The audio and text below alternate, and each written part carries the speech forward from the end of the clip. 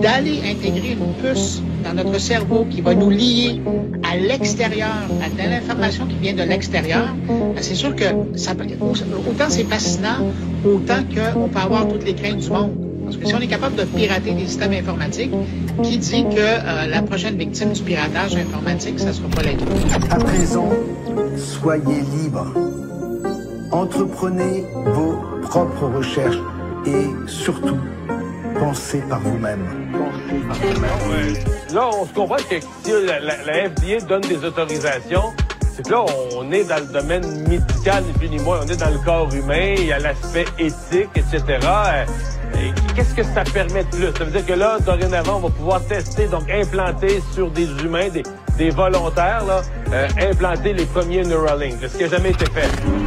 Imaginez une seconde que l'on nous aide à imaginer depuis toujours. Notre conditionnement ne repose-t-il pas justement sur ce qui nous entoure? Un monde d'illusions construit par des mensonges et peut-être évoluons-nous dans un grand cirque où l'on se paye tout bonnement nos dettes. Mais bon, c'est la technologie, il y a des fortunes qui sont investis là-dedans pour justement faire des fortunes. Alors, c'est une autre de ces questions là, du développement de la technologie qui engendre beaucoup de questions d'éthique et de politique et d'intérêt financier.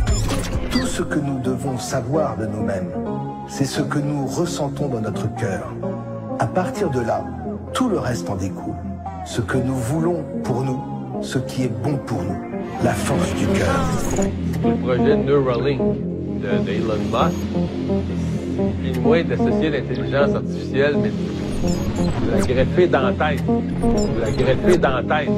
De la greffer dans la tête. Réveillons-nous avant que la puissance mondiale nous gouverne. Soyons la résistance, l'anomalie dans le système. La vérité est un mensonge, le mensonge une vérité. Créer une diversion et procéder coutumier. Mais cette notion, parce que j'ai lu un petit peu, qu'on puisse contrôler des choses par la pensée ou que Neuralink puisse mesurer, c'est comme... ça nous dépasse un petit peu, là. Je vis et je meurs dans la matrice artificielle. Je suis le lapin blanc vers la source originelle. Là, sur l'humain, comment l'humain va se comporter, ça va être une question. D'aller intégrer une puce dans notre cerveau qui va nous lier à l'extérieur, à de l'information qui vient de l'extérieur, c'est sûr que ça peut, autant c'est fascinant, autant qu'on peut avoir toutes les craintes du monde. Parce que si on est capable de pirater des systèmes informatiques, qui dit que la prochaine victime du piratage informatique, ça ne sera pas l'être humain? Nous sommes la résistance. Nous avons besoin de vous. Et nous n'avons pas dit notre dernier mot.